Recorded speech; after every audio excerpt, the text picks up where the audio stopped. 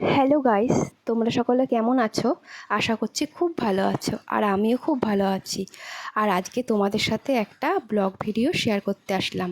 Blog video আমার করা হয় না, তার কারণ কি করব, রোজ একঘেয়েমি কাজ, রান্না করা, বাসন মাজা, ঘর মোছা, নিজেরও দেখাতে ভালো লাগে না। ভাবলাম তোমাদের সাথে আজকে একটা ব্লগ ভিডিও শেয়ার করি। আশা করছি তোমাদের ভালো লাগবে। সকাল 6:30টার মধ্যে আমি ঘুম থেকে উঠে যাই, তাই সকালে সমস্ত কাজ আমার খুব তাড়াতাড়ি হয়ে যায়। তারপর মেয়েকে ঘুম থেকে তুলতে হয়, তারপর সকালের টিফিন বানাতে হয়, তারপর মেয়ে স্কুলে যাবে, খুব তাড়া থাকে সকালবেলাটা। তারপর তো দুপুরে রান্নাবান্না আছেই। দেখো কি বৃষ্টি হচ্ছে আজকে সকাল থেকেই।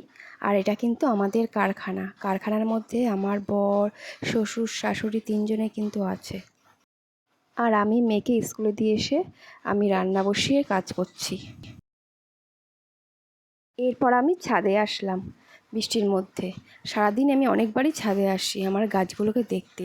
খুব বেশি গাছ নেই অবশ্য, তার কারণ হলো বাড়িটা আমাদের নতুন হচ্ছে, এখনও কমপ্লিট হয়নি, আর ছাদটাও নতুন, তাই আমি টুকটাক গাছ এনে লাগিয়েছি এখানে। আর গাছ আমি খুব ভালোবাসি।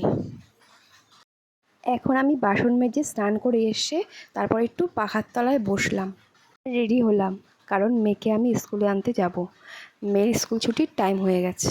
স্নান করা আমার সকালেই হয়ে যায়, কিন্তু আজকে বাইরে প্রচুর বৃষ্টি হচ্ছে, আর ভিজে ভিজেই আমাকে কাজ করতে হলো, তাই আমাকে আবার স্নান করতে হলো। চলো তাহলে টাটা, আমি এখন মেয়েকে স্কুলে আনতে যাচ্ছি, তারপরে তোমাদের সাথে আবার কথা হবে।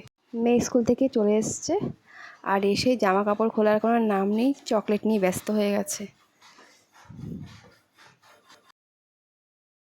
এরপর বিকালবেলা ঘুম থেকে উঠে মেয়ের সঙ্গে ছাদে গেলাম। দুপুরে ঘুমানো হয় না, কারণ দুপুরবেলা টাইমটায় আমি ফ্রি থাকি, ওই টাইমটায় আমি ভিডিওগুলো বানাই। আর আজকে আমার ভিডিও করা হয়নি, তাই আমি একটু ঘুমিয়েছিলাম। আর এখানে আকাশটা কত সুন্দর লাগছে দেখো।